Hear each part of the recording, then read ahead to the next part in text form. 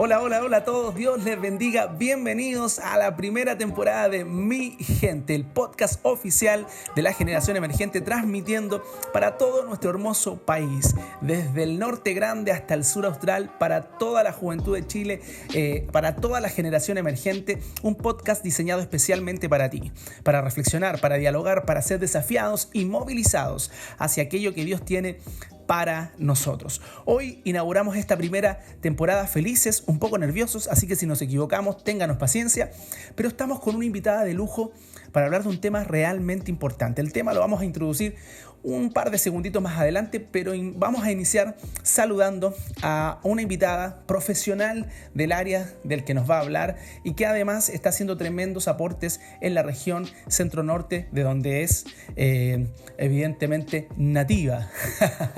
Me refiero a Pía Carquín. Gracias, Pía, por estar con nosotros. Es una bendición tenerte en nuestro primer podcast en esta primera temporada.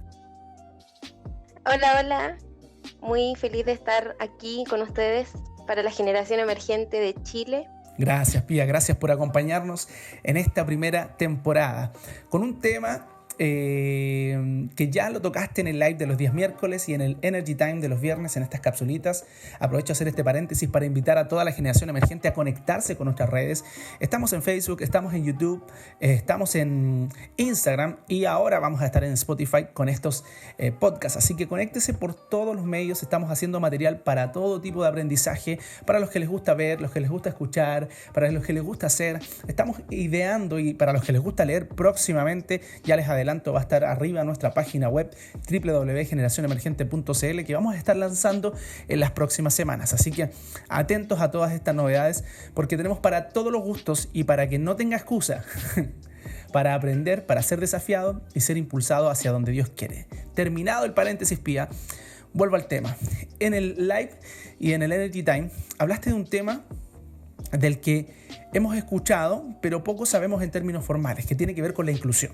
Cuando hablamos de inclusión, pensamos en la Teletón, pensamos en incluir a las minorías sexuales, incluir a las minorías, ¿cierto?, que tienen que ver con temas sociales, los migrantes, por ejemplo, pero re poco sabemos del tema en cuestión. Pero por otro lado, también la inclusión ha sido una bandera de lucha de nuevas generaciones, porque de alguna otra forma los sensibiliza, los motiva y los moviliza. Haciendo el resumen de estos dos puntos que te acabo de dar en una sola pregunta: ¿qué es la inclusión y por qué las nuevas generaciones se ven tan movilizadas, tan sensibilizadas por un tema como este? Bueno, el tema es importante por lo que estaba mencionando, Pastor, porque hoy en día lo que la gente está mirando es a sí mismo a través de las minorías. Es como lo he estado entendiendo el último tiempo. Y la inclusión tiene que ver exactamente con la respuesta que nosotros tenemos como persona, o en este caso estamos hablando de la iglesia, pero vamos a hablar de personas porque es el rol que cada uno tiene de ser inclusivo. Entonces la inclusión tiene que ver con la respuesta que nosotros le estamos dando a la diversidad que nos rodea. Como mencionaba, pueden ser minorías sexuales, personas con discapacidad, personas en otras situaciones, de otras culturas, y es la respuesta a través del brindar oportunidades de acceso y participación a todos por igual, sin distinción, sin mirar lo que puede ser una barrera o sin mirar lo que es diferente en la otra persona. Entonces, hoy en día la inclusión es algo que socialmente, por lo menos a las generaciones más jóvenes, lo estamos viendo porque generalmente se llegan a sentir diferentes, porque estamos abriéndonos y mirando más allá de nosotros mismos. Hay una suerte como de contacto distinto, y no es que las generaciones anteriores o que nos precedieron sean menos frías o menos empáticas, sino quizás, y te pregunto, Pía, tendrá que ver porque nosotros estamos socialmente mucho más cerca de estas minorías o de realidades que hoy día están mucho más al descubierto de lo que estaban antes. Por ejemplo, te comento, yo debo ser de las primeras generaciones que tuvo compañeros en la universidad que abiertamente hablaban de su sexualidad. Y no tenía ningún problema, ¿cierto?, con su homosexualidad. Yo tuve compañeros en la universidad homosexuales que se sentaban al lado mío, que conversábamos en el patio, que almorzábamos juntos, y eso va despertando de alguna u otra manera una sensibilidad distinta, porque estas realidades se llevaban muy encubiertas, ¿cierto?, para las generaciones pasadas. ¿Será que esta exposición es la que nos hace un poquito más sensibles? Claro, o sea, yo hablaba con personas adultas hace un tiempo y me decían que el único acercamiento que antes tenían a la diversidad era la Teletón, que la daban una vez al año, o algunos programas o noticias por ahí de chismes, porque no era una realidad tan cercana. Hoy día tenemos las redes sociales y podemos ver la diversidad que nos rodea, y creo que por eso también nos sensibiliza un poco, porque ya no es tan lejano conocer a alguien con discapacidad, o no es tan lejano conocer a una persona que tiene una orientación sexual diferente o que manifiesta su vida de forma distinta. Incluso el hecho de conocer personas de otras nacionalidades ya no es ajeno a nosotros. Entonces eso va despertando una sensibilidad distinta en nosotros, porque nos estamos adaptando a un mundo que nos informa más de lo que tenemos alrededor, que nos permite ver más la diversidad a nuestro entorno.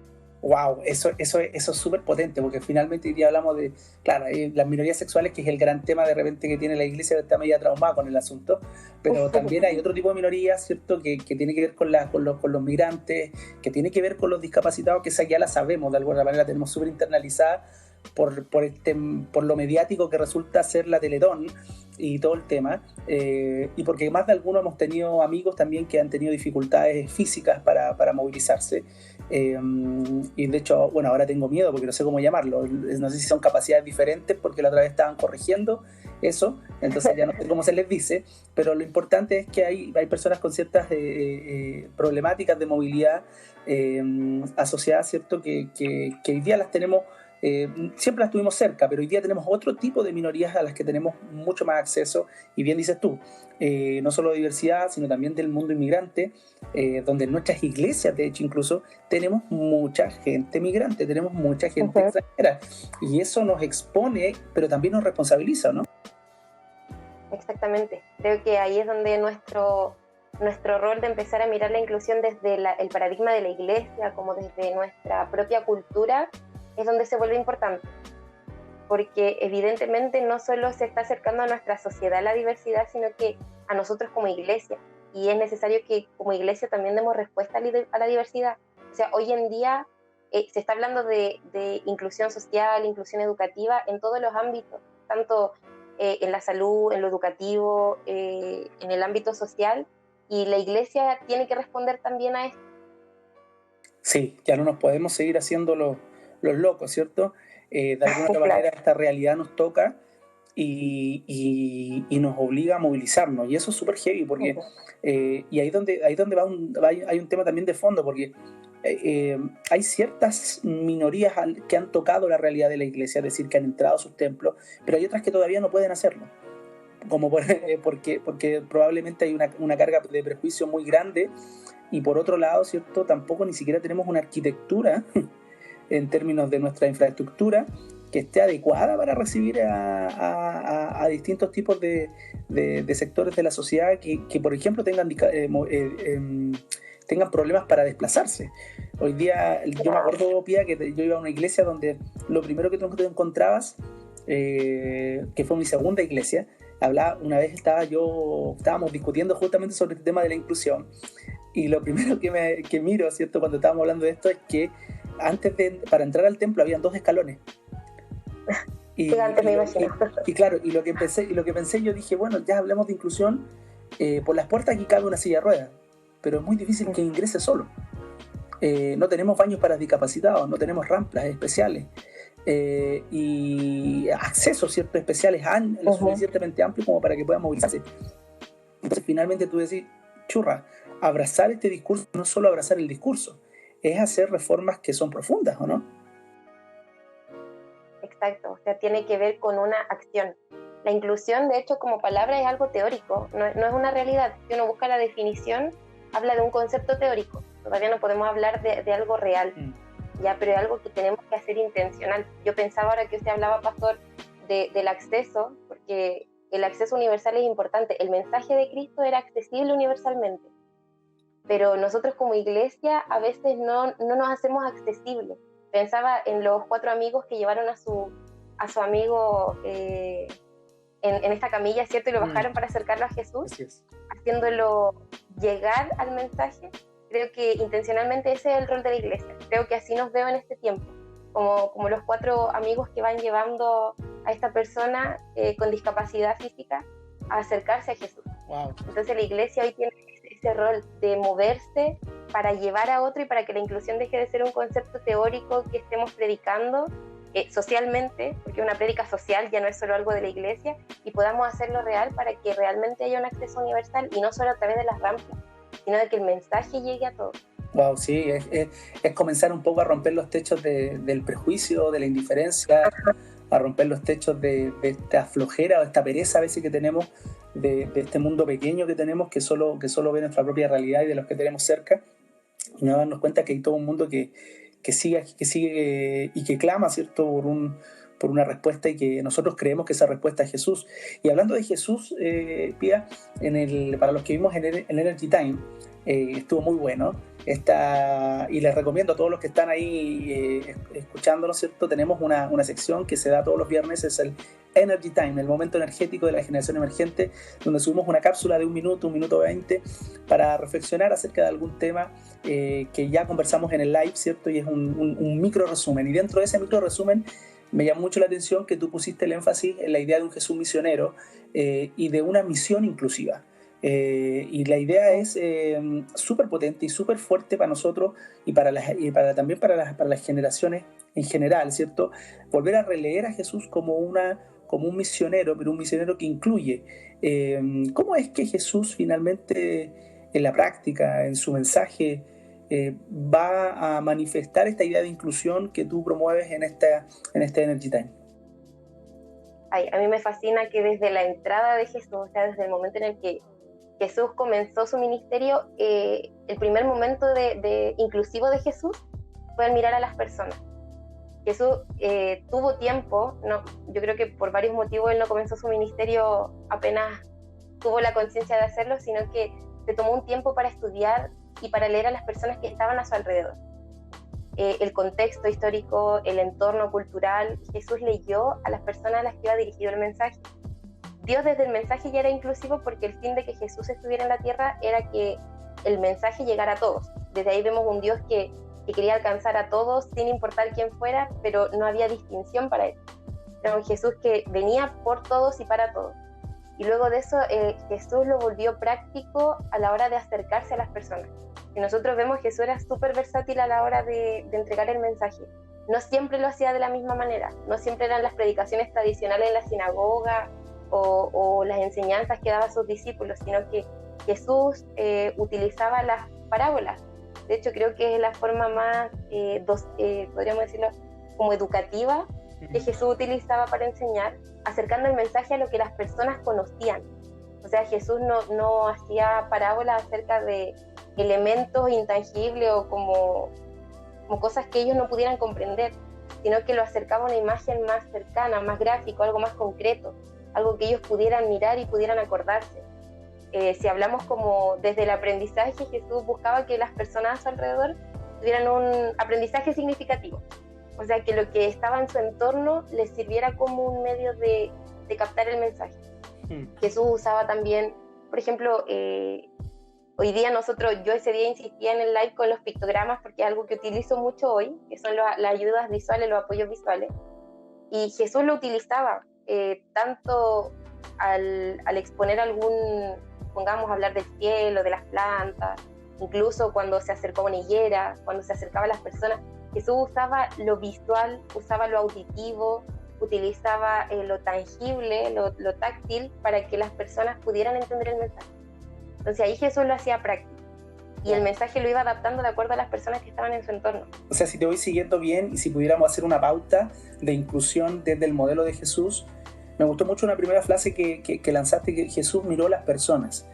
Y al mirar a las personas, evidentemente Jesús, antes de actuar, lo que yo entiendo de esa frase, corrígeme si estoy equivocado, pero lo que entiendo de esa frase es que Jesús lo que hizo fue mirar la realidad en la que estaba inserto, la realidad de la gente, sus dolores, sus sensibilidades, sus expectativas, y desde ahí, ¿cierto?, ideó una manera de cómo acercarse a la gente y de cómo llevar este mensaje de una manera tremendamente pedagógica, de tal manera que pudiera entender desde el más sabio hasta el menos letrado. Y eso hizo, ¿cierto?, que tuviera la repercusión en términos de su mensaje que tuvo, que Jesús podía hablar con un campesino, podía hablar con un niño, al mismo tiempo que estaba teniendo una discusión teológica con un fariseo, con un escriba. Y esa flexibilidad en términos del lenguaje y esa pedagogía de Jesús es tremendamente poderosa para efectos, ¿cierto?, de la inclusión. Y me encanta porque, sobre todo si de alguna otra manera seguimos este axioma de que el lenguaje crea realidades. Jesús comenzó por el lenguaje, y comenzó por el lenguaje, pero también decantó en una práctica. ¿Cuáles son esas prácticas de Jesús concretas? ¿Qué hizo Jesús en términos de su relación con la gente, más allá del lenguaje, sino de aquellas cosas que hizo, aquellas acciones que tuvo, que nosotros podemos percibir abiertamente a un Jesús inclusivo, a un misionero inclusivo? Creo que la práctica más potente de Jesús a la hora de hablar de inclusión fue la vinculación, conectarse. Jesús es relacional. Exacto. O sea, Jesús se acercó, nosotros podemos verlo. Creo que las historias que más me impactan son en las que Jesús se acercaba, por ejemplo, a los leprosos o a aquellos que por mucho tiempo estuvieron esperando ser vistos y Jesús los vio y se acercó. Tiene que ver mucho con que sí, Jesús observó al iniciar su ministerio, pero también él se vinculó con las personas. El hecho de lo que mencionaban ahí en el live el otro día, Jesús, el hecho de encarnarse en hombre, el hecho de ponerse en nuestros zapatos hizo que él tuviera las prácticas correctas con nosotros. Sabía cómo tratar a las personas porque se vinculaba con ellas. Jesús nosotros vemos un Jesús... No le tuvo miedo al vínculo ni miedo al contacto. Exactamente. Y eso es lo primordial a la hora de nosotros querer imitar la práctica pedagógica que Jesús tuvo. Para saber cómo llegar a las personas no podemos llegar sin conocerlas, sin mirar a quién estamos dirigiendo el mensaje, sin saber con quién nos estamos relacionando, cuáles son las barreras que puede tener frente a lo que le estamos hablando y cuáles son las oportunidades que tenemos a la hora de acercarnos a ellos. Entonces, a la hora del vínculo nosotros podemos tomar todos estos elementos y hacer que el mensaje sea más potente para dirigirlo como significativamente a la persona. Yo creo que Jesús no entregaba un mensaje estándar, si bien siempre el mensaje fue el mismo, siempre lo diversificaba y lo iba como moldeando o acoplando a las personas que estaban en el entorno, a los que estaban recibiendo. Wow. Y que nosotros necesitamos tener esta como versatilidad, como esta labor de poder modificarnos, diversificarnos nosotros mismos, que la iglesia sea diversa, porque si uno mira a veces la iglesia es como todos somos iguales, podríamos decir, o sea, todas las prácticas de la iglesia son similares. Si yo me voy a Iquique a congregar o me voy a Santiago, probablemente hayan elementos comunes. Jesús se diversificaba todo el tiempo. Wow, acabaste de decir, dijiste algo, perdón, que me golpeó profundamente. Jesús no tenía una predicación estándar, ni una práctica estándar, porque evidentemente entendía la diversidad del mundo que él mismo había creado. Y eso es genial, porque yo empiezo a armar cosas en mi cabeza rápidamente cuando tú estabas hablando y pienso, por ejemplo, en una serie de cosas que nos sirven como de guía. Primero, el tema de mirar la realidad, de encarnarse. Jesús se encarna, mira, asume nuestra realidad y desde ahí empieza a modificar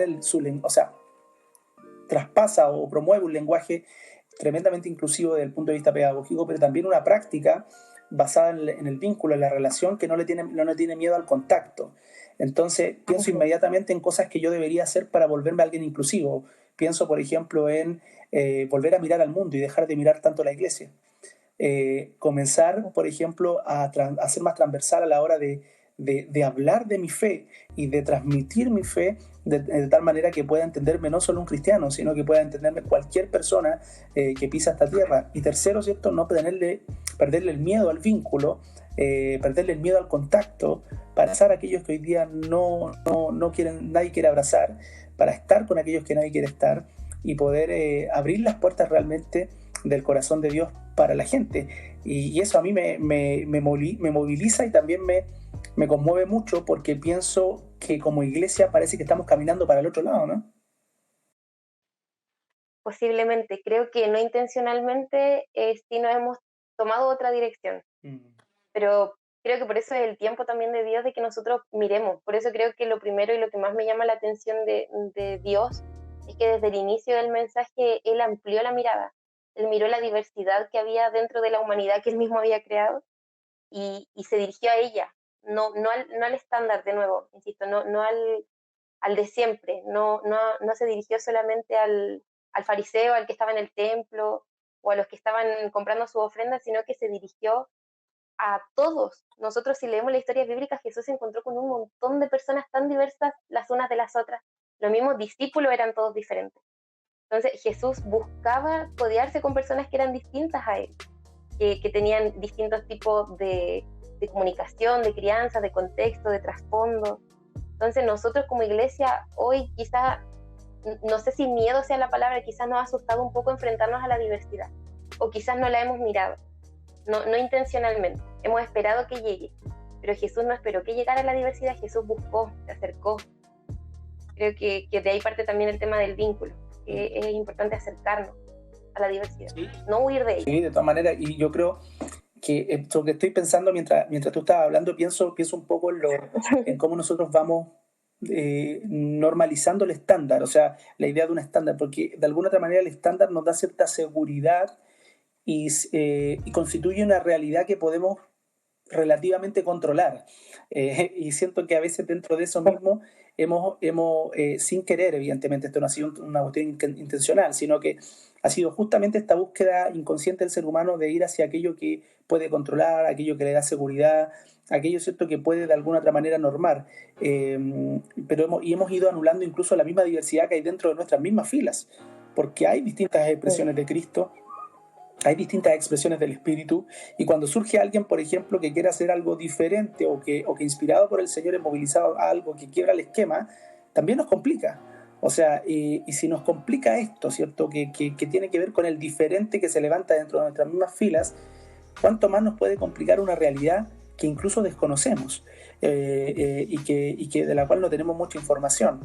Y si algo hemos pecado quizás como iglesia es que como a veces tendemos como a satanizar aquello que no sabemos, aquello que desconocemos, ¿cierto? Lo llamamos como algo del mundo, algo satánico, sin darnos el espacio. ¿Qué rol juega aquí la educación, Pía, para temas de inclusión, y qué rol juegan las nuevas generaciones, que parecieran tener una sensibilidad distinta, pero a veces también necesitan ciertos límites? ¿Cómo podemos hacer esta mezcla para ayudar a la iglesia, para aportar a la iglesia? Creo que lo primero es que nosotros nos demos cuenta del poder que Dios ha puesto en nosotros, como humanos, como seres relacionales. ¿En qué sentido? En que nosotros somos agentes de transformación, todos, cada uno de nosotros. Entonces lo que podamos hacer o no es tan importante, socialmente hablando, eclesiásticamente hablando. Por lo tanto, nosotros al tener la atención ya en este mensaje, en hablar de inclusión, creo que el rol primordial para alcanzar algún día a ser una iglesia con una cultura inclusiva, necesitamos educarnos, pero para esto necesitamos tener como no voy a decir el llamado porque no es algo particular que algunos nomás debiesen sentir, es algo que todos debiésemos tener, esta sensibilidad a que los que son distintos o a quienes no vemos dentro de nuestra iglesia tengamos el deseo de quererlo. No sé si me explico. Y ahí es donde parte la educación, ver la realidad que tenemos en el entorno.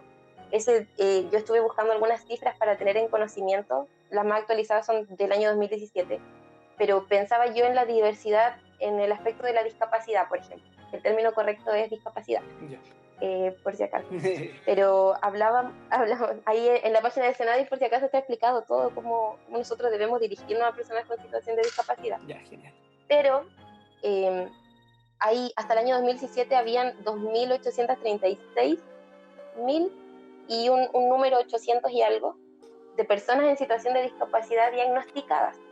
Y ahí estamos hablando de discapacidad física, estamos hablando de personas sordas, ciegas, no contabilizando a personas que tienen otro tipo de trastornos que son considerados discapacidad, y que yo particularmente no he visto en nuestras iglesias, y de las cuales particularmente, si no tuviera la profesión que tengo, no sabría cómo abordar, cómo tratarlas, cómo dirigirme a ellas. Entonces lo primero que yo puedo hacer es saber esta realidad. Hay 2 millones de personas y más, porque Chile tiene como una tasa baja de diagnóstico, hay pocos profesionales, pocos especialistas. Entonces, un montón de personas en nuestro entorno que tienen dificultades de acceso. No estamos considerando ni a los migrantes ni a las personas que son parte de alguna minoría o de algún partido político. Y son personas que no hemos visto en la iglesia y de las cuales quizás no sabemos mucho. Entonces nuestro rol es comenzar a buscar, comenzar a indagar quiénes son esas personas de las que no sé, que qué clase de personas no hay en mi iglesia y qué puedo hacer yo para hacerlas parte. Y creo que el rol importante de la generación emergente o de las nuevas generaciones es que nosotros podemos acceder más fácil a cierta información. Tenemos internet, sabemos buscar, sabemos encontrar páginas. En algunas ocasiones algunos ya saben discernir cuando algo está bien, cuando es información como certera, cuando son fake news, cuando son noticias que no aportan mucho. Y en internet tenemos un montón de información. Lo que pasa es que tiene que estar en nosotros el querer y el hacer, como dice la Biblia, de poder enseñarnos a nosotros mismos. Por ejemplo, yo pensaba en nuestras iglesias y recordaba el campamento sudamericano, cómo teníamos y tuvimos la experiencia de ver un culto completamente interpretado en lengua de señas. Yo en nuestro país no lo he visto aún. Entonces, ¿qué puedo hacer yo? Puedo educarme. Las lenguas de señas de Argentina son las mismas que aquí en Chile. ¿Hay algún medio en el que yo pueda aprender algunas palabras? Hay cursos, aquí en Chile hay un montón de cursos gratuitos para aprender lenguas de señas en las distintas comunas. Entonces, nosotros como la nueva generación y que quizás tenemos más acceso a información y está muy hiperconectados, podríamos utilizarlo a nuestro favor para comenzar a diversificar la gente en la iglesia.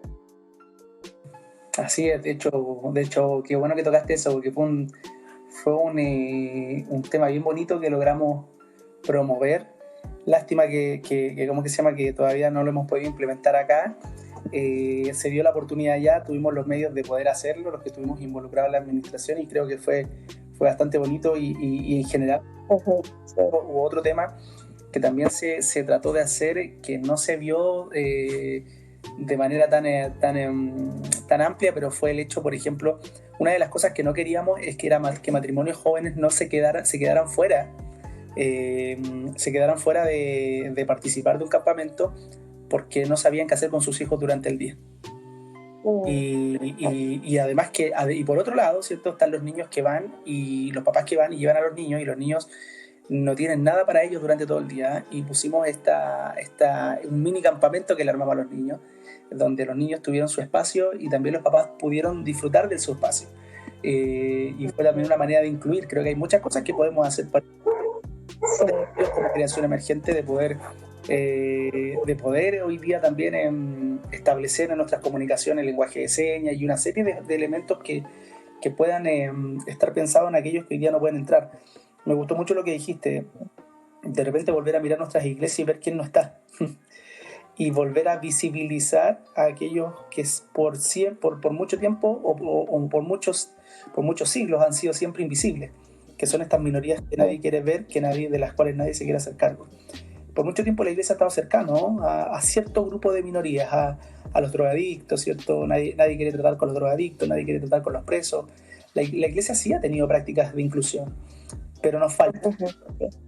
Los drogadictos ni los presos no son los únicos que requieren del mensaje transformador de Cristo, sino que también hay otros espacios que necesitan que lleguemos a ellos con esta palabra y este mensaje y esta práctica inclusiva.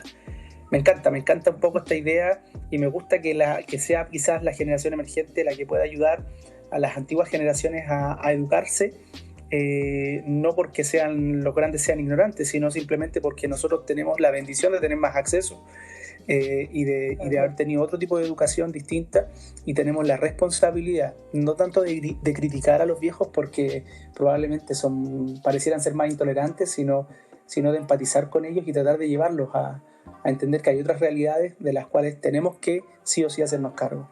Pía, para ir finalizando ya este bendecido primer podcast, yo estoy absolutamente maravillado con este tema y también con el nivel y la profundidad de tus reflexiones. Creo que estamos en una buena línea. Esta es la idea de este podcast, de este programa, Mi Gente, demostrar que nuestra gente es absolutamente extraordinaria y puede ser de tremenda bendición para muchos, y este espacio pretende visibilizarlos, darles esa oportunidad, y también poder alcanzar a muchos líderes de jóvenes que están necesitando este tipo de ideas y de reflexiones para tocar temas que probablemente no saben cómo tocar. Así que ya saben, si necesitan ayuda, apoyo en términos de inclusión, tenemos una profesional de la inclusión, Pía. Van a estar ahí todos sus datos ahí también cuando subamos el podcast, para que ustedes la puedan contactar, la buscan en sus redes. Y estamos felices de haberte tenido en esta primera edición, inaugurando esta serie de podcast. A nosotros ha sido una tremenda bendición. Danos por favor tus palabras finales, tus reflexiones y también un llamado a la juventud a comprometerse en esto. Bueno, yo me siento honrada, bendecida de poder ser parte de este podcast, sobre todo por un tema que Dios ha puesto en mi corazón y que me mueve mucho. Creo que Dios nos ha llamado a nosotros, nos ha hecho parte de su reino, ha abierto las puertas, nos ha dado el acceso y nos ha hecho parte de su gran plan, y creo que el llamado de nosotros es a imitar lo mismo, es a seguir por el mismo canal que Jesús estableció, entregando el mismo mensaje de amor, mirando a las personas con la misma compasión con la que Él miró. Y bueno, así como nosotros fuimos hechos parte, hacer parte a otros. Creo que tenemos un desafío por delante. Nuestra sociedad está cambiando, las nuevas generaciones buscan lo diferente, buscan la diversidad, y nosotros hoy estamos abriendo los ojos a eso. Dios nos está mostrando esta diversidad delante de nosotros para hacer algo al respecto. Así que me siento honrada de ser parte de este podcast, de la invitación también, súper agradecida, y también de lo que Dios va a hacer prontamente con nosotros. Porque si están estos temas sobre la mesa, no es solo para conversarlos, sino para que algo vaya pasando y algo podamos hacer al respecto. Amén. Eso creemos y en eso confiamos. Así que gracias, Pía, por acompañarnos. Ha sido una jornada de absoluta bendición. Gracias a todos los que están también ahí escuchando, los que van a escuchar y los que van a compartir este primer podcast. Para toda la generación emergente de Chile, un tremendo abrazo. Gracias por conectarse con nosotros en esta edición, y quédense atentos porque van a ir muchos más podcasts. Todas las semanas vamos a estar subiendo con nuestros invitados semanales que van a estar teniendo participación en las redes. Vamos a estar teniendo un podcast con ellos para cerrar la semana de reflexión, y para que ustedes también tengan material, tengan contenido para poder ir reflexionando y poder ir accionando en aquello que Dios está movilizando a la iglesia. La inclusión no es una opción para la iglesia. Dios se puso en nuestros zapatos, se encarnó en nuestra realidad por medio de Jesús, y desde ahí nos señaló el camino de vuelta y de regreso hacia Él. Poniéndonos los zapatos del resto, podemos acompañar, podemos bendecir y podemos transformar, ¿o no? Así es. Un abrazo a cada uno, Dios los bendiga, chao, chao, nos vemos en la siguiente bendiciones de Mi Gente y Generación Emergente en Chile.